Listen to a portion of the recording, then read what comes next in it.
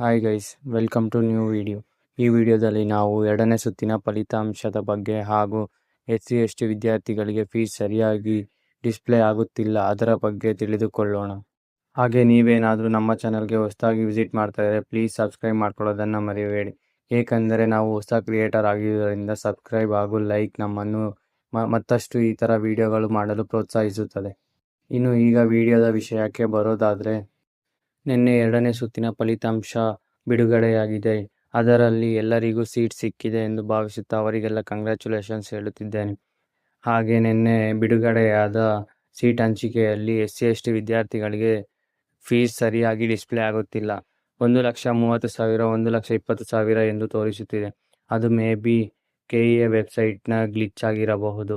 ಅದನ್ನು ಇವತ್ತು ಮಧ್ಯಾಹ್ನ ಇಲ್ಲ ನಾಳೆ ಒಳಗಡೆ ಸರಿ ಮಾಡುತ್ತಾರೆ. ಇನ್ನು ನಾಳೆ ಅಥವಾ ಆಪ್ಷನ್ ಎಂಟ್ರಿ ಮಾಡುವ ಒಳಗಡೆ ಸರಿ ಮಾಡುತ್ತಾರೆ ಎಂದು ಹೇಳುತ್ತಿದ್ದಾರೆ. ಹಾಗೆ ಇನ್ನು ಇತರ KEA ಅಥವಾ UG CET ಅಪ್ಡೇಟ್ಗಳಿಗಾಗಿ ನಮ್ಮ ಚಾನಲನ್ನು ಸಬ್ಸ್ಕ್ರೈಬ್ ಮಾಡ್ಕೊಳ್ಳೋದನ್ನು ಮರಿಬೇಡಿ.